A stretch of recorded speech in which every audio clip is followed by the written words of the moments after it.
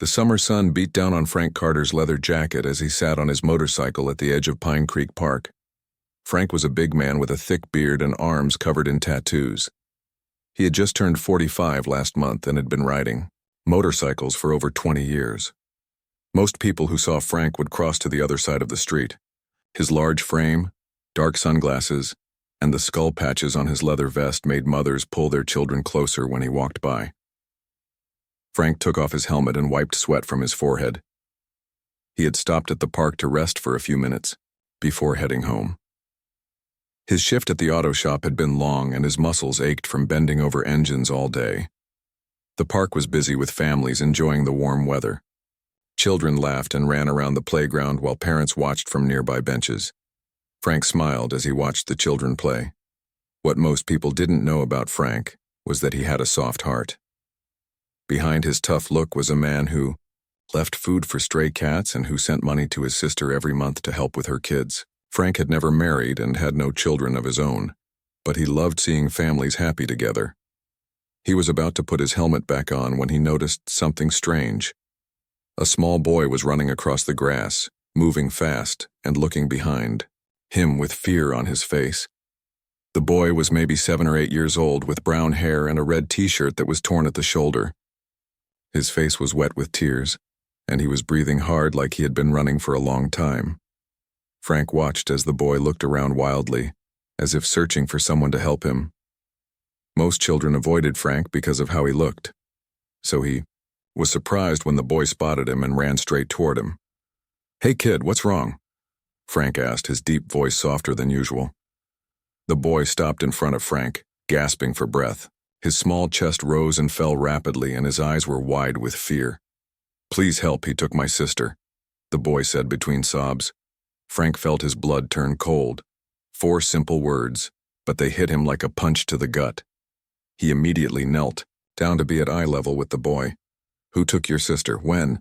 Frank asked, trying to keep his voice calm while his heart raced. "A man in a blue car," the boy said, pointing toward the parking lot. "He said he knew our mom and would take us to her, but then he grabbed Kelly and pushed me away." "What's your name, buddy?"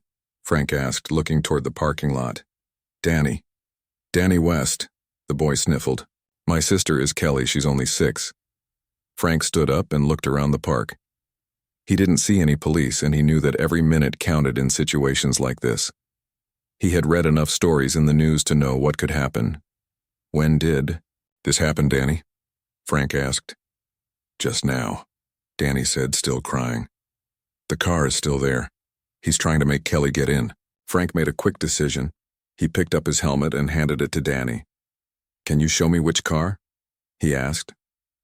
Danny nodded and pointed toward the far end of the parking lot. Frank could see a blue sedan with its door open. A man was struggling with something or someone at the passenger side.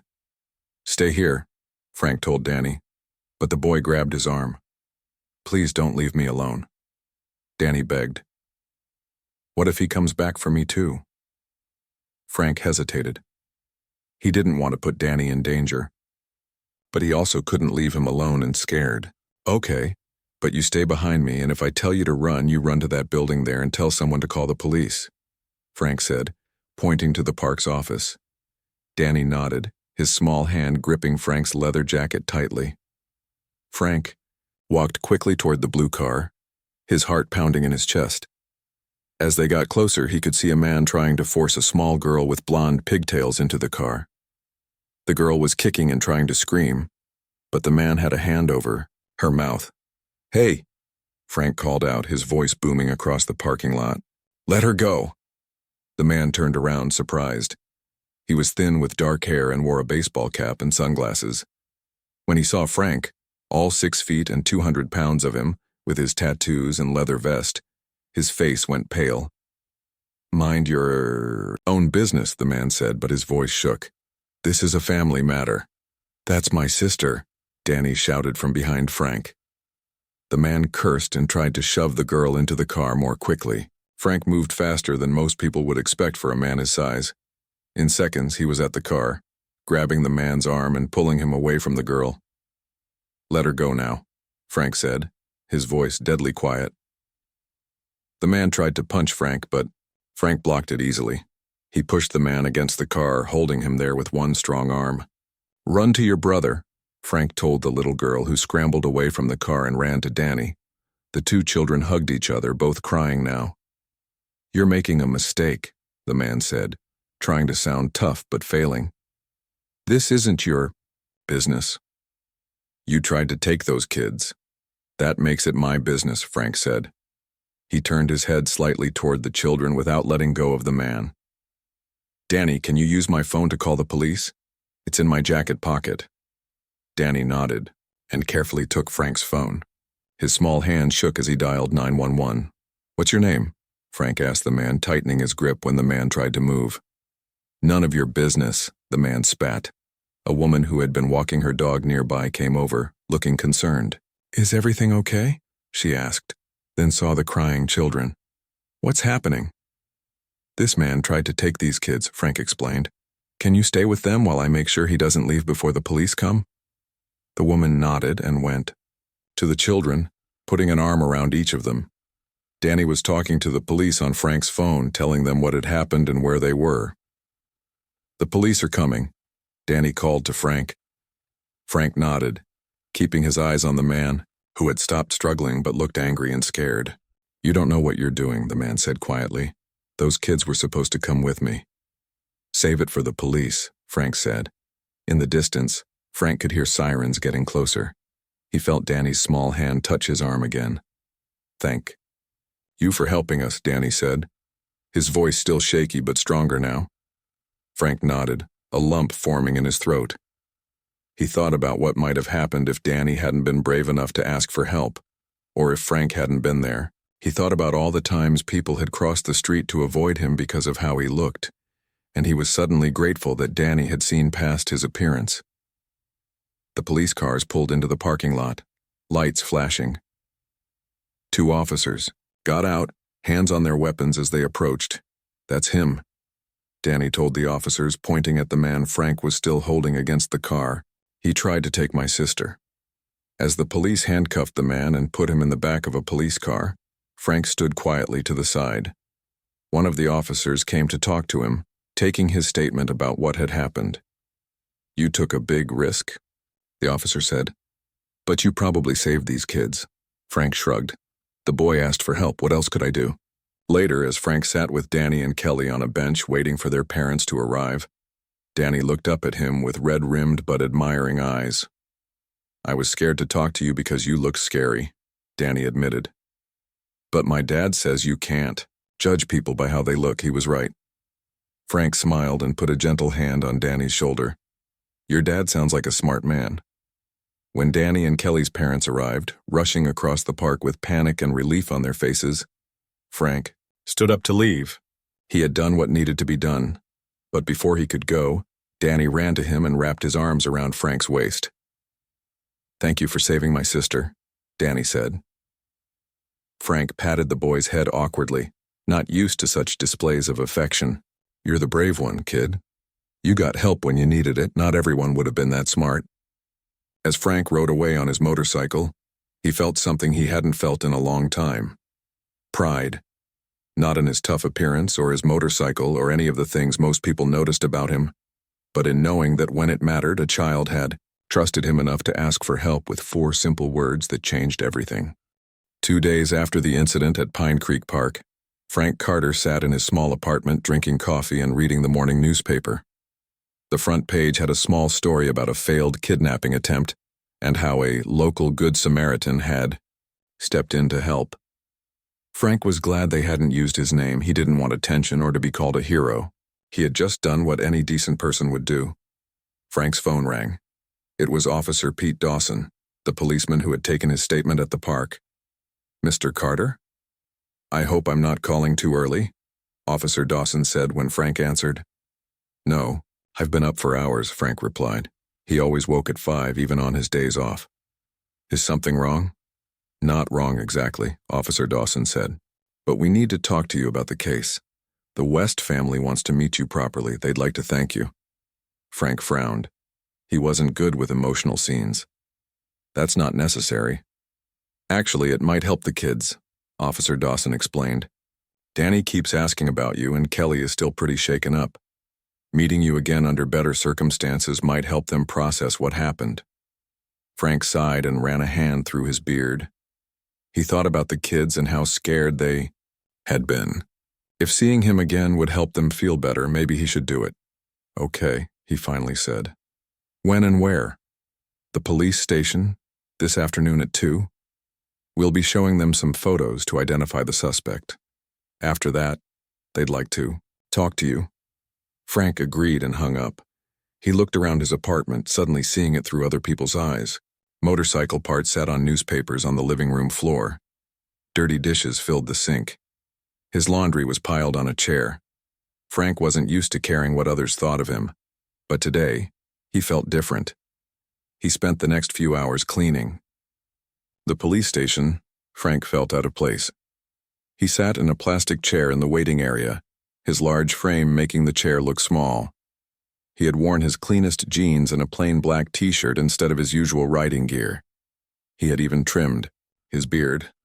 Officer Dawson came out to meet him. Thanks for coming, Mr. Carter. The West family is just finishing up with the detective. They'll be out soon. Frank nodded, feeling nervous for the first time in years. A few minutes later, a door opened and a family walked out. Frank recognized Danny and Kelly immediately. With them were a man and woman who must be their parents. Danny saw Frank and broke into a big smile. He ran across the room. Frank, you came, Danny said excitedly. Frank was surprised the boy remembered his name. Hey kid, how are you doing? I'm okay, Danny said. The police caught the bad man. He can't hurt anyone now.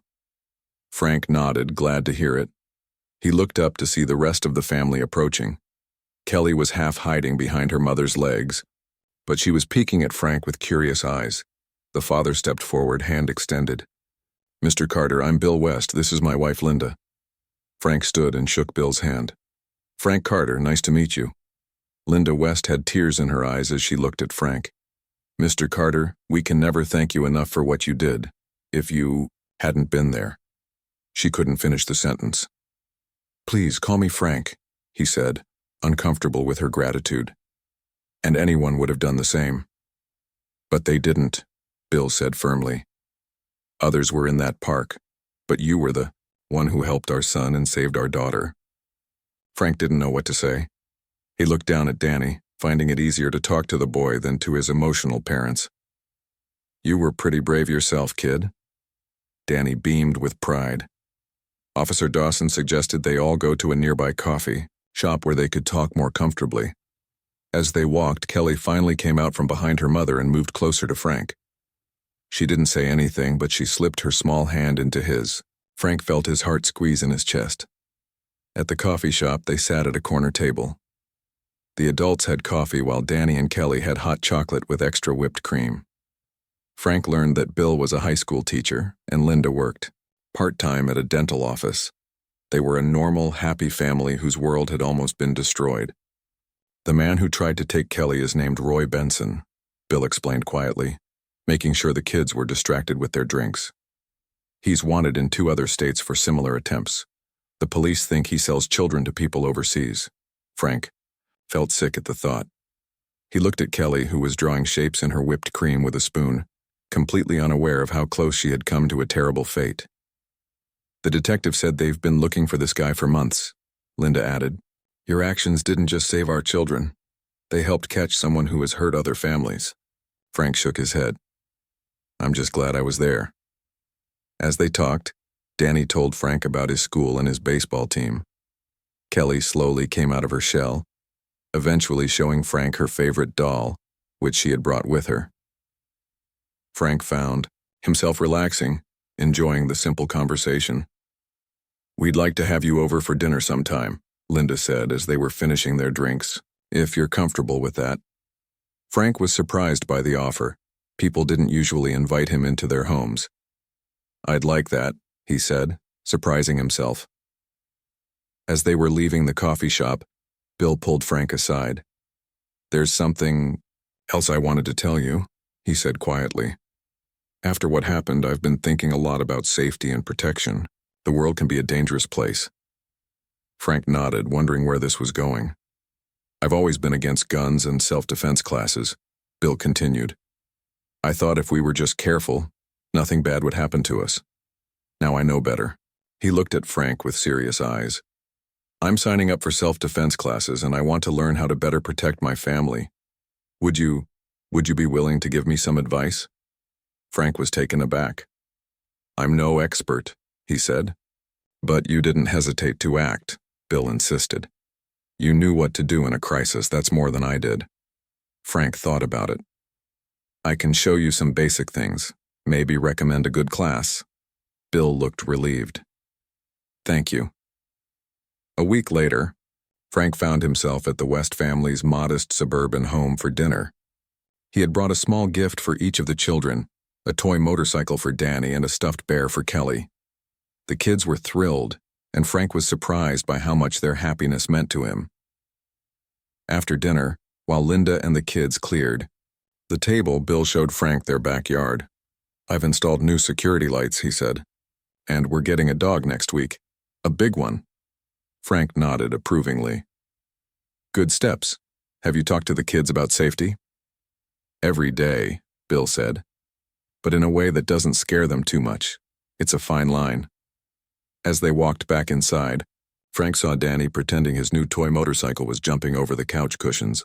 Kelly was hugging her bear tightly, telling it a story. They looked happy and safe. Frank felt something shift inside him, a feeling he couldn't quite name. Later, as Frank was getting ready to leave, Danny hugged him tightly. Will you come back and visit us again? He asked. Frank ruffled the boy's hair. Count on it, kid. Riding home on his motorcycle that night, Frank thought about how 4 simple words from a scared little boy had changed so many lives, not just Danny's and Kelly's, but his own as well. For the first time in years, Frank felt connected to something, important, something that mattered. He wasn't just the scary biker that people avoided anymore. To the West family, he was something else entirely. He was a friend. 3 weeks had passed since Frank Carter had first met the West family. What had started as a chance encounter at Pine Creek Park had grown into something Frank had never expected. He found himself visiting the West home at least once a week. Danny always greeted him with excitement, showing Frank his latest toys or school projects. Kelly was still shy, but she would now sit next to Frank on the couch and sometimes ask him to read her favorite stories. On a warm Saturday morning, Frank was working at Joe's auto shop, bent over the engine of an old Ford truck. His hands were black with grease and sweat dripped down his forehead as he tightened a bolt. The radio played rock music in the background, barely audible over the sound of tools and engines. Frank, phone call for you, Joe called from the office. Frank wiped his hands on a rag and walked to the office, wondering who would be calling him at work. He picked up the phone. Hello? Frank, it's Bill West. The man's voice sounded tense. I hope I'm not bothering you at work. It's fine, Frank said. What's up? There's been a development in the case, Bill said. The detective called this morning. Roy Benson, the man who tried to take Kelly, has posted bail. He's out until the trial. Frank felt his stomach tighten. How is that possible? I thought with his record, his family has money apparently, Bill said, the frustration clear in his voice. They hired a fancy lawyer who argued that the evidence is circumstantial since you intervened before he actually took Kelly away from the park. Frank gripped the phone tighter. That's ridiculous. Both kids identified him. I saw him with my own eyes trying to force Kelly into the car. I know. Bill sighed. The detective said they're building a strong case and they'll get him at trial. But that's months away. In the meantime, he's out. He has to wear an ankle monitor and can't leave the county, but... Bill's voice broke. Linda and I are scared. Frank, what if he comes after the kids again? For revenge? Frank thought quickly. Does he know where you live? The detective doesn't think so. Our address isn't in any of the public court documents. But the kids are scared to go to school or play outside. Frank looked at the clock on the wall. It was almost noon. I get off at 3, I'll come over after that and we can talk about what to do next. When Frank arrived at the West home that afternoon, he found a family living in fear. The curtains were drawn. The doors and windows were locked despite the warm weather. Danny wasn't his usual energetic self, but sat quietly playing a video game. Kelly hadn't left her mother's side all day. Linda made coffee while Bill showed Frank the new security measures he had installed. Extra locks on the doors and windows, a security camera at the front door, and motion sensor lights around the house. Frank nodded approvingly, but knew these measures would not be enough to help the family feel safe. "Have you thought about staying somewhere else for a while?" Frank asked as they sat at the kitchen table. "Maybe with family in another town?" Bill shook his head. "My parents are in Florida, and Linda's family is in California. I can't take that much time off work and the kids have school." Frank sipped his coffee, thinking. "What about your routine? Do you take the same routes every day? Go to the same places?" Linda nodded. "Pretty much. I take the kids to school at 8, then go to work. Bill picks them up in the afternoon. We shop at the same grocery store, go to the same park." Her eyes widened as she realized what Frank was suggesting. "You think he might be watching us? Learning our habits?" "It's possible," Frank said gently. "If he wants revenge, that's what he would do. Watch and wait for a chance when you're vulnerable." The fear in Linda's eyes made Frank regret his words, but he knew they needed to be careful. Bill reached over and took his wife's hand. "What should we do?" Bill asked. Frank leaned forward. "First, change your routines. Take different routes to school and work. Shop at different places. Don't go to Pine Creek Park for a while." He paused. "And I think the kids should learn some basic self-defense." Linda looked uncertain. "They're so young." "Just simple things," Frank assured her. "How to yell for help. How to get away if someone grabs them. Who to trust." He looked at Bill. "And I think I should teach you both a few things, too." Over the next few days, Frank spent his free time with the West family. In their backyard, he showed Bill some basic moves to break away from an attacker. He taught Linda how to use her keys as a weapon if needed. With the children, he made a game out of learning safety rules. Who to talk to if they were lost. How to find a safe adult in a public place. The proper way to scream for help. Danny took to the lessons eagerly, practicing his safety voice. A loud, clear yell of, "Help! This is not my parent." Kelly was more hesitant, but she paid close attention and always did what Frank asked her to try. One evening, after the children had gone to bed, Frank, Bill, and Linda sat in the living room talking quietly. "The detective called today," Bill said. "They've set a trial date for 3 months from now, July 15th. Frank nodded. 3 months was a long time to live in fear. "Have you seen any signs that someone might be watching the house?" Bill shook his head. "No, but we've been doing what you suggested, changing our routines, being more aware of our surroundings." He managed a small smile. "I've lost 5 pounds from all the extra walking we're doing to avoid taking the same paths." Linda looked at Frank with grateful eyes. "We feel safer knowing what to do. The kids too. Danny told his teacher about his safety voice, and now she wants to teach it to the whole class." Frank felt a warmth spread through his chest. He had spent years cultivating a tough image, keeping people at a distance. Now he was helping this family feel safe, and it gave him a sense of purpose he hadn't felt in a long time. "I've been thinking," Frank said. "My apartment is near your house. I could drive by a few times a day just to keep an eye on things." Bill looked relieved. "Would you? That would help us feel better." "Of course," Frank said. "And I was wondering if the kids might like to join a real self-defense class. There's one at the community center for children. The instructor is a friend of mine." Linda smiled. "I think that's a great idea. Danny would love it. And maybe it would help Kelly come out of her shell a bit more." For the next few weeks, life fell into a new pattern. Frank drove by the West home several times a day. He took Danny and Kelly to self-defense classes twice a week. On weekends, he often joined the family for dinner or helped Bill with home improvement projects designed to make the house more secure. One Saturday, as Frank was teaching Bill how to fix a leaky faucet, Danny came running into the bathroom, his face flushed with excitement. "Frank, look what I can do now." Danny demonstrated a perfect escape from a wrist grab, a move he had learned in his self-defense class. Frank grinned and high-fived the boy. "That's great, Danny. You've been practicing." Danny nodded proudly.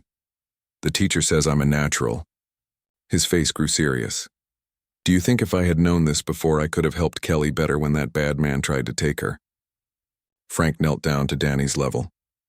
"Danny, you did exactly the right thing that day. You ran for help. That was the smartest, bravest thing you could have done." Danny's eyes were wide. "Really?" "Really," Frank said firmly. "Sometimes being brave means knowing when to get help." Later that night, as Frank rode his motorcycle home, he thought about how much had changed since the day Danny had run up to him in the park with those 4 desperate words. The West family was learning to feel safe again, and Frank, who had spent years keeping people at a distance, now had people who cared about him, who counted on him. For the first time in a long time, Frank felt like he belonged somewhere. The days grew warmer as June arrived. 2 months had passed since the incident at Pine Creek Park, and 1 month since Roy Benson had been released on bail. The West family was learning to live with caution, but not fear. Frank continued to be a regular visitor at their home, and his presence had become a comfort to all of them. One Monday morning, Frank was at work at Joe's auto shop when his phone rang. It was Linda West, and her voice was tight with worry.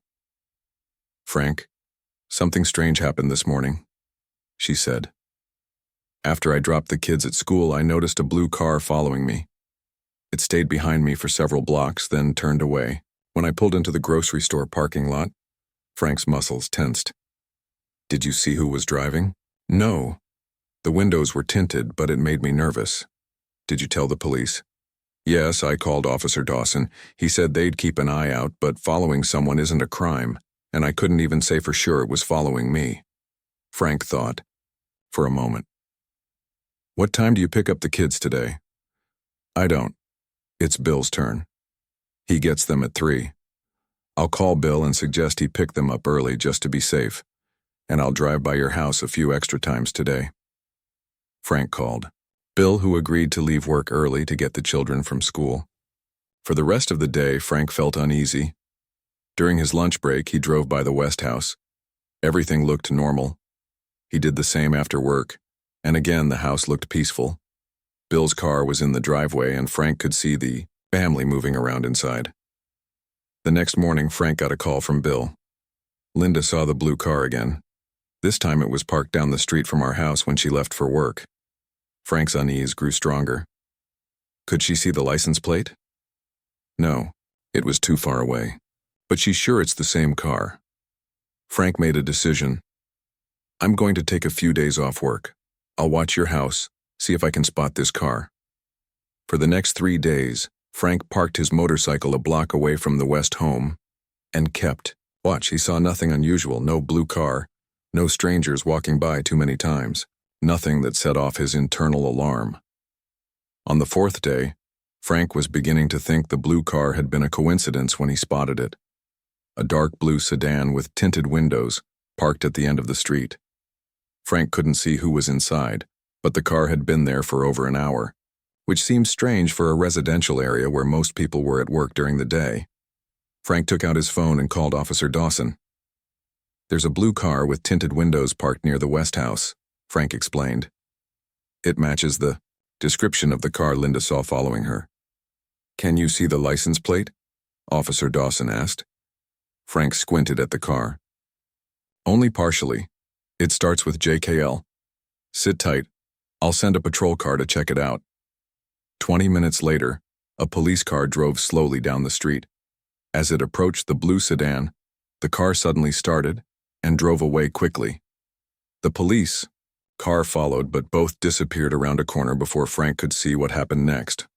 Frank's phone rang 10 minutes later. It was Officer Dawson. "The car got away," he said, sounding frustrated. "The officer tried to pull it over, but it sped up and ran a red light. We have a partial plate and vehicle description, so we'll find it eventually." "Do you think it's Benson?" Frank asked. "We can't be sure, but it's suspicious. His bail conditions forbid him from going near the West family. If it was him, he's violated those conditions." That evening, Frank met with Bill and Linda after the children were in bed. They sat at the kitchen table, speaking in low voices. "The police are taking this seriously now," Frank told them. "They've increased patrols in your neighborhood, and they're looking for the blue car." Linda's hands trembled as she held her cup of tea. What if it is Benson? What if he's planning to hurt the children to get back at us for testifying against him? Frank looked her in the eyes. "We won't let that happen. The police are doing their job, and I'll keep watching out for all of you." Bill put his arm around his wife. "We've done everything we can to stay safe. The kids know what to do. We have new locks, alarms, and cameras. Frank has taught us how to defend ourselves." He looked at Frank with grateful eyes. "Without you, we'd be much more vulnerable." Frank felt a weight of responsibility. This family had come to depend on him, and he was determined not to let them down. "I've been thinking," he said. "Maybe we should set up a neighborhood watch. Get your neighbors involved in keeping an eye out for suspicious people or vehicles." Bill nodded. "That's a good idea. I know most of our neighbors. I could talk to them tomorrow." 2 days later, Bill had organized a meeting at their home with 10 neighbors. Frank attended, feeling somewhat out of place among the suburban homeowners, with their neat clothes and concerned expressions. But when Bill introduced him as the man who saved our daughter and has been helping us stay safe, the neighbors welcomed him warmly. Together, they set up a schedule for watching the street. Each neighbor would take a 2-hour shift, looking out their windows for anything unusual and reporting it to both the police and the group's text message chain. Frank was impressed by how quickly the community had come together to protect one of their own. The next day, Saturday, was warm and sunny. The West family had stayed close to home for weeks, fearful of going out in public. But the children were growing restless, and with the neighborhood watch in place, Bill and Linda decided to have a small barbecue in their backyard. They invited Frank, of course, and 2 neighbor families with children Danny and Kelly's age. Frank arrived early to help Bill set up the grill. As they worked, Bill said, "This is the first time in weeks I've seen Linda truly relaxed. Having neighbors looking out for us and you here, it makes a difference." Frank nodded, pleased to see the family enjoying a normal afternoon. The children played in a sprinkler, shrieking with delight as they ran through the cool water. Linda chatted with the neighbor women as they prepared salads and drinks. For a few hours, the fear that had hung over the family seemed to lift. As the sun began to set, the neighbors headed home, thanking Bill and Linda for a lovely afternoon. Frank stayed to help clean up. Danny and Kelly, tired from playing, sat on the porch steps eating ice cream. Frank was carrying trash bags to the cans at the side of the house when he heard a car engine revving loudly. He walked to the front yard just in time to see a blue sedan speeding down the street. As it passed the West house, the car slowed slightly. Frank couldn't see the driver clearly, but he caught a glimpse of a man's face staring at the children on the porch. In an instant, Frank was moving. He ran to the porch and stood in front of Danny and Kelly. Bill came running from the backyard, alerted by the sound of the car. "Get the kids inside," Frank said urgently. "I think that was the blue car." Bill quickly ushered the children into the house while Frank took out his phone and called Officer Dawson. By the time he finished explaining what had happened, the blue car was long gone. That night, after making sure all the doors and windows were locked, Frank sat with Bill and Linda in their living room. The children were asleep upstairs. "He knows where we live," Linda said, her voice barely above a whisper. "He drove right by our house looking at our children." Frank's jaw tightened. "The trial is in 3 weeks. Once he's convicted, he'll be locked up for a long time." "But what do we do until then?" Bill asked. "We can't keep the kids prisoners in the house for 3 more weeks. Frank took a deep breath. "I have an idea, but it's not without risk. What if we set a trap? Make Benson think he has a chance to get to the kids, but have the police waiting to catch him?" Bill and Linda exchanged worried glances. "Use our children as bait?"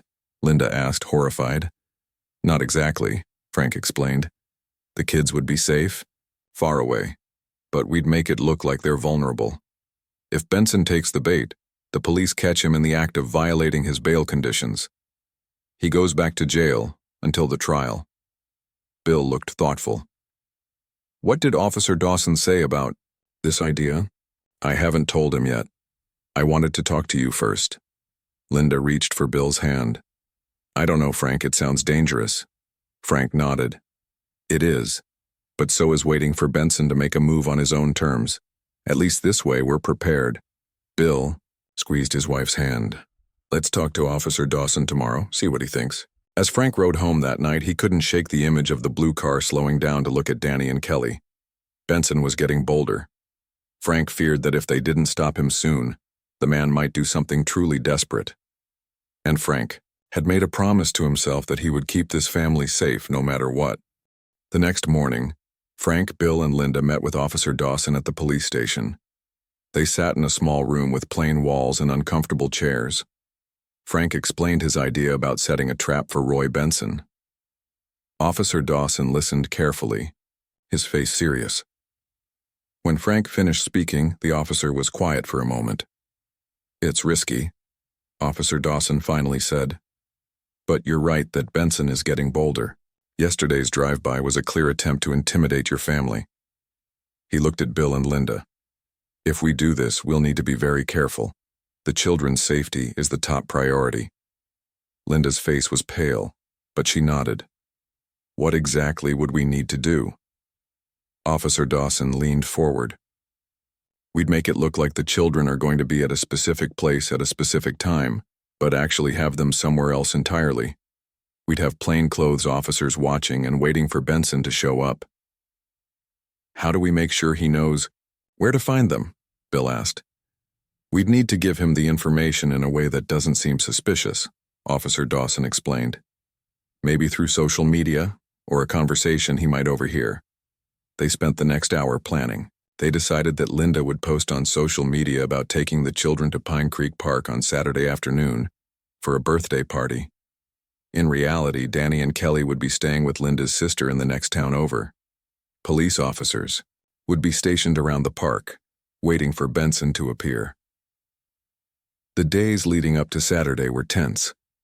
Frank drove by the West House several times each day, but saw no sign of the blue car.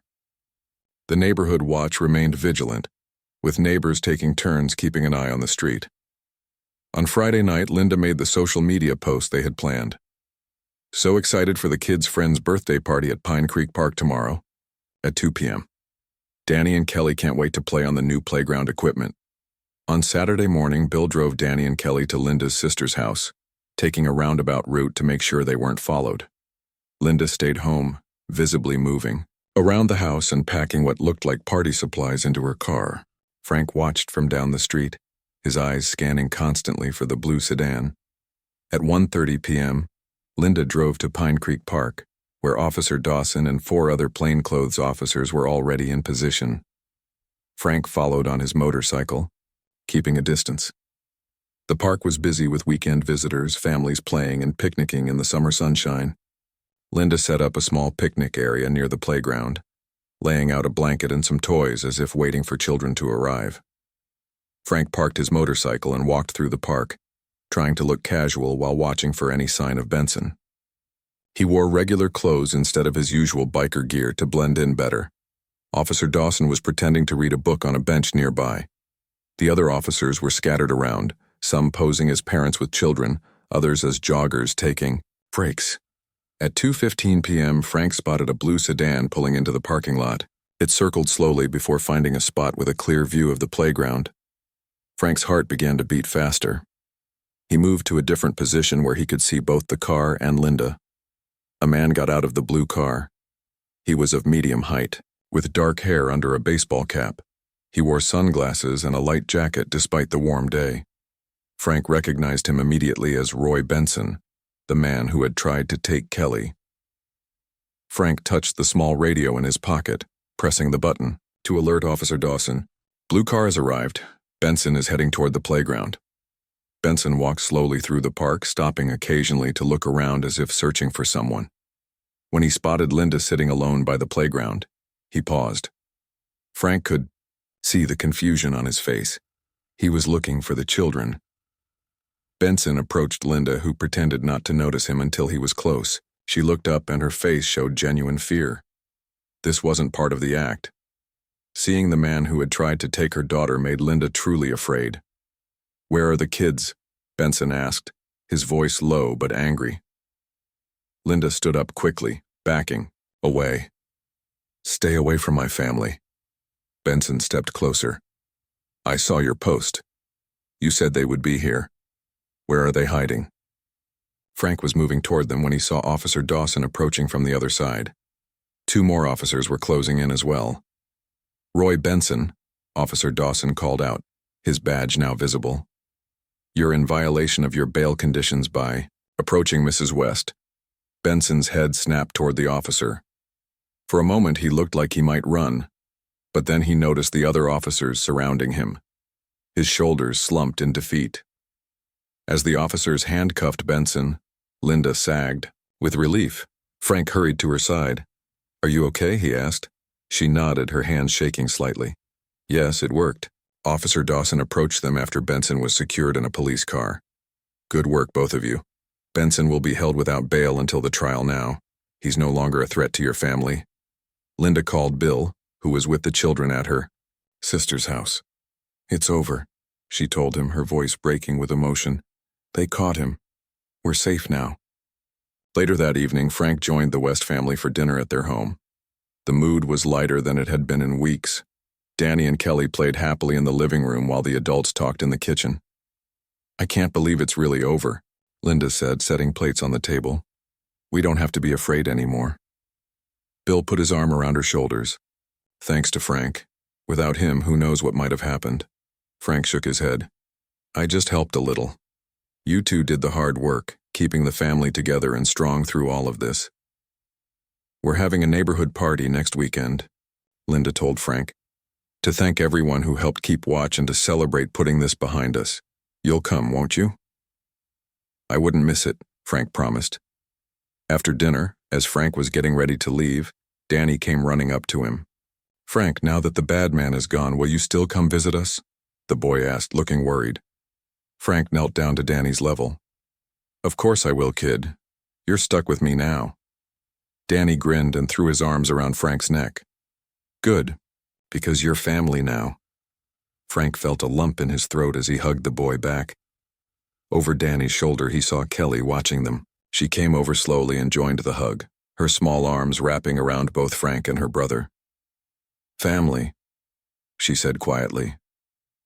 It was one of the few words Frank had heard her speak directly to him. Bill and Linda stood in the doorway watching, with smiles on their faces. Frank looked up at them, feeling a warmth in his chest that he hadn't felt in years. 3 months later, Frank sat in the courtroom as Roy Benson was sentenced to 15 years in prison for attempted kidnapping and violating his bail conditions. The West family sat beside him, united and strong. When the judge announced the sentence, Linda squeezed Frank's hand in relief. Outside the courthouse, reporters asked Frank about his role in catching the kidnapper. He tried to step back and let Bill speak, but Danny pushed him forward. "Frank is our hero," Danny told the reporters proudly. "He saved my sister when I asked for help, and then he saved our whole family." That evening, there was another celebration at the West home. Neighbors, police officers, and friends gathered to mark the end of their ordeal.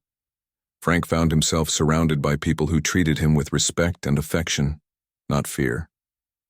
As he looked around at the smiling faces, Frank thought about how much his life had changed since that day in the park, when a scared little boy had run up to him with 4 desperate words. Those words had changed everything. They had given him purpose, connection, and a family. Frank Carter, the tough biker that people used to avoid, had found his place in the world, and it all started because he had been willing to help when a child asked. Sometimes the smallest actions could lead to the biggest changes, and sometimes heroes were found in the most unexpected places.